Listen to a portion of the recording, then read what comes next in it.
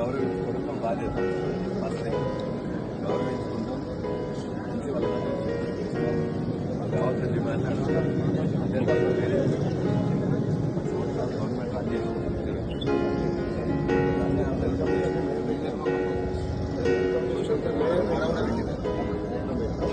Run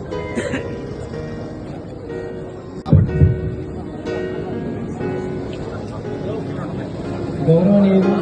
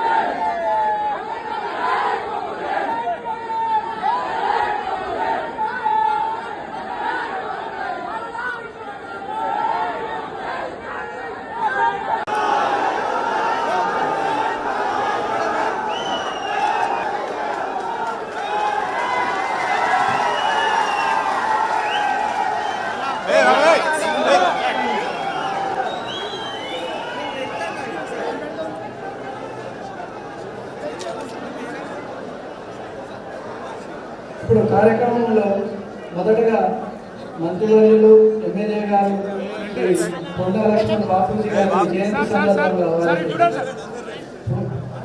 పూలమాల వేసి నివాళులు అర్పించడం తదుపరి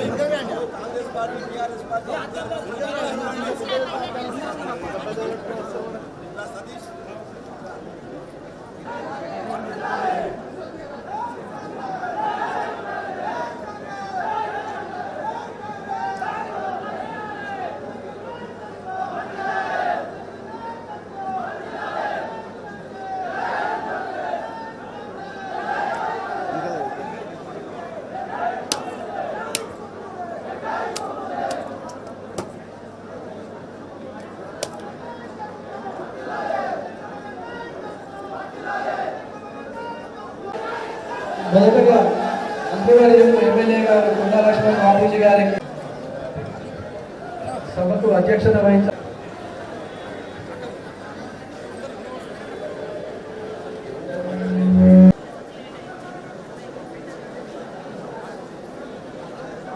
నమస్కారం.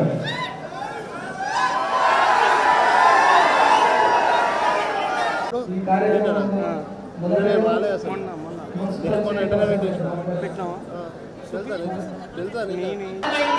దయచేసి ఇది ప్రజా సంక్షేమ కార్యక్రమం, ఎటువంటి అల్లరి కూడా లేకుండా ప్రశాంతంగా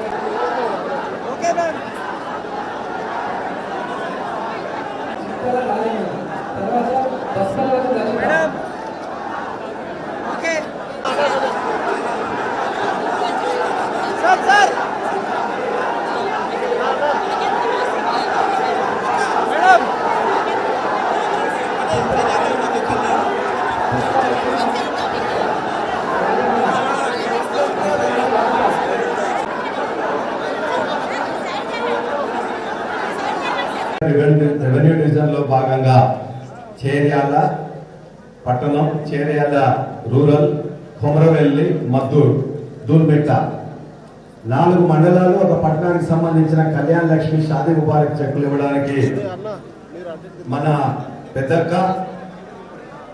మన వరంగల్ జిల్లా ఆడబిడ్డ 10 సంవత్సరాలు నేను ఎమ్మెల్సీగా వారు ఎమ్మెల్యేగా 10 సంవత్సరాలు వాళ్ళతో కలిసి పనిచేసిన.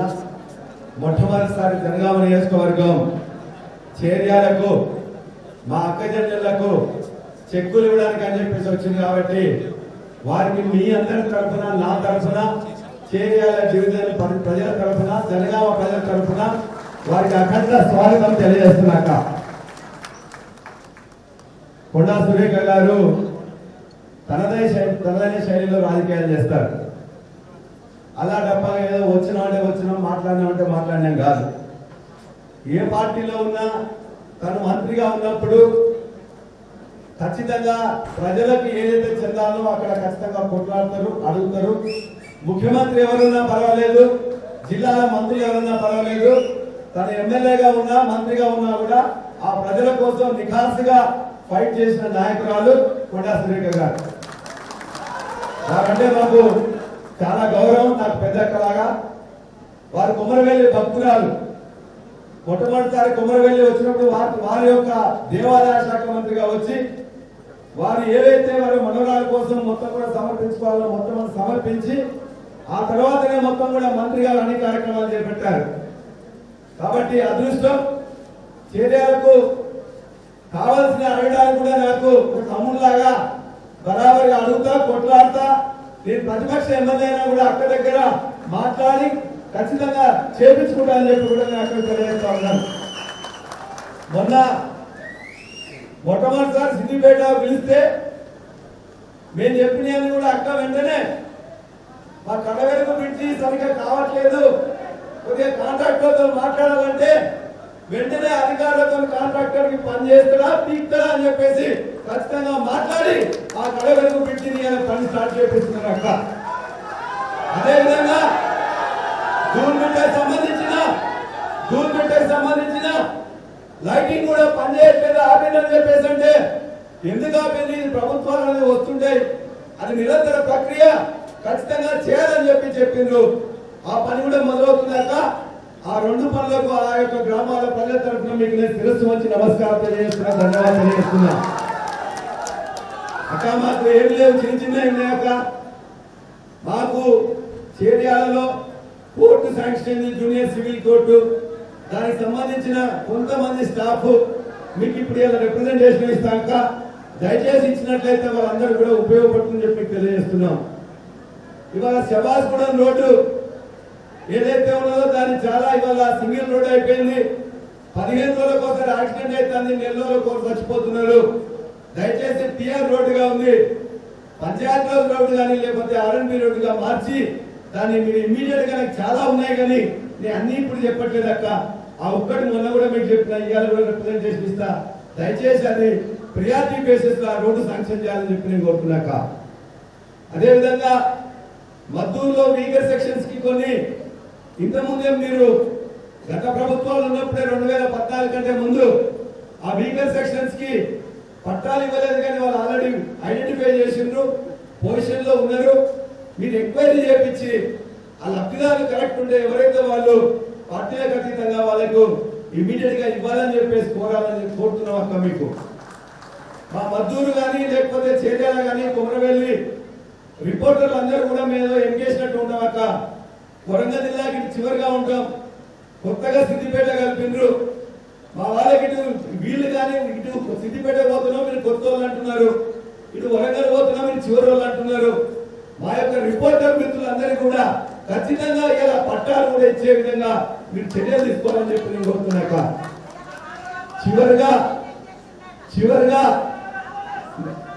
అక్క మీరు ఇలా మా యొక్క రిపోర్టర్ మిత్రులకు ఇచ్చినే కాకుండా కొమరవెల్లికి మీరే ఇలా మొత్తం కూడా దేవాదాయ శాఖ మంత్రిగా ఉన్నారు కాబట్టి ఆ దేవాదాయ శాఖ మంత్రిగా కొమరవెల్లిలో మొత్తం కూడా 132 ఎకరాల ల్యాండ్ గత ప్రభుత్వం ఇచ్చింది. కొంత ల్యాండ్ మనం ఐడెంటిఫై చేసుకోవాల్సి ఉన్నది.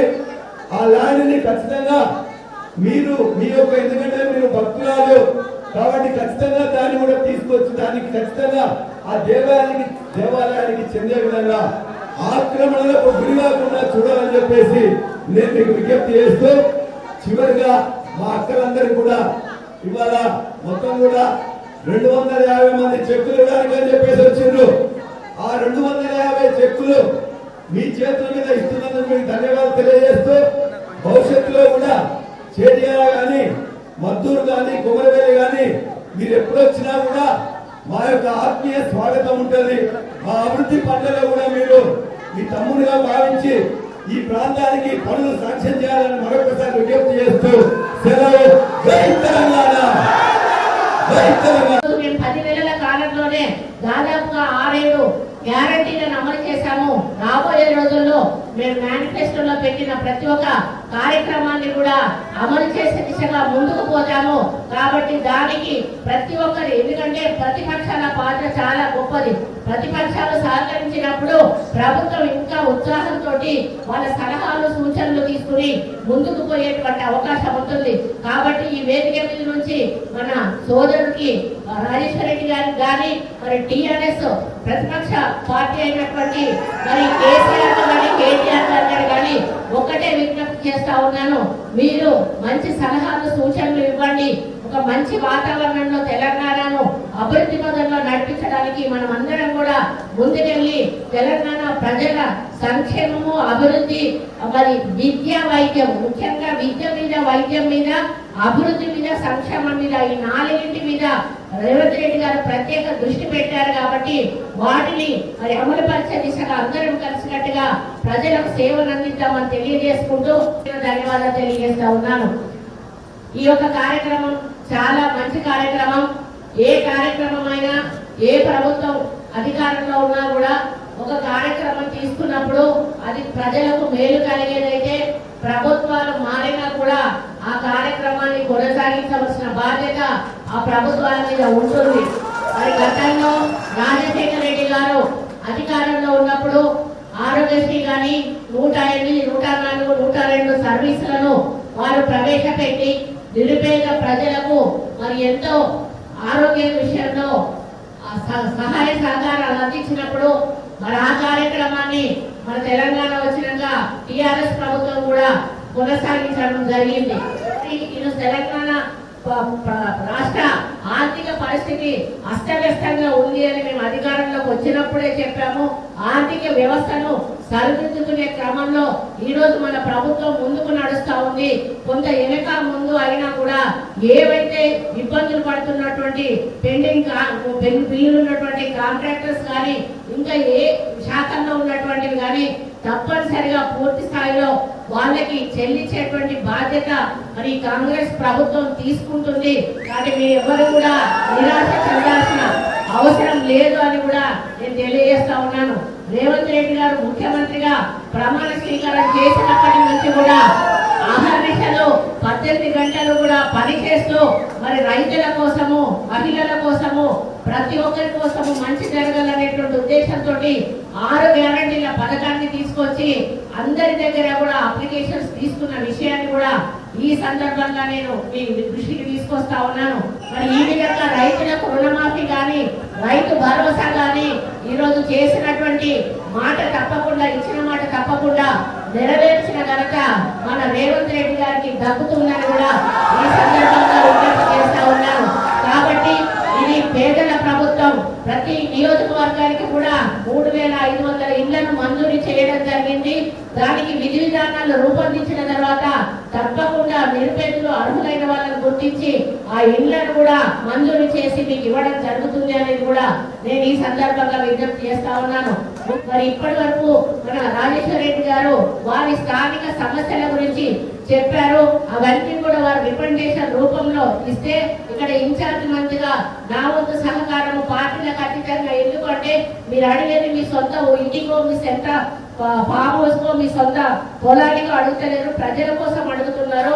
ప్రజల కోసం అడిగే ప్రతి పనిని కూడా చేపట్టాల్సిన బాధ్యత ఇన్ఛార్జ్ మినిస్టర్ గా నా భుజస్కంధాల మీద ఉంది. కాబట్టి 100% అందులో అమలయ్యే కార్యక్రమాలన్నిటినీ కూడా మరి అమలు చేస్తానని ఈ సందర్భంగా హామీ ఇస్తూ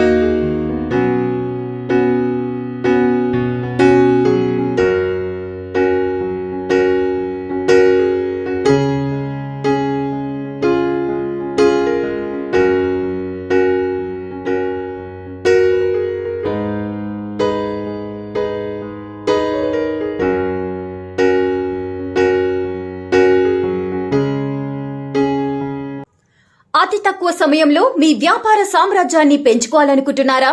తక్కువ ఖర్చుతో ఎక్కువ పబ్లిసిటీ చేయాలనుకుంటున్నారా? అయితే ఇంకెందుకు ఆలస్యం? మీ జేఎన్టీవీ తెలంగాణ ఛానల్లో అతి తక్కువ ఖర్చుతో ప్రకటనలివ్వండి. అత్యధిక లాభాలను సాధించుకోండి. వ్యాపార, వాణిజ్య, పాఠశాలలు, వైద్యశాలలు, హోటళ్లు, వస్త్ర దుకాణాలు, అన్ని రకాల వ్యాపార ప్రకటనల కొరకు సంప్రదించండి. మా phone numbers 8558288081, 9247896607. For more updates, please like and subscribe to JNTV Telangana. Hi! Subscribe to JNTV Telangana. Don't forget to like the video and to get the notification of a video, hit the bell icon.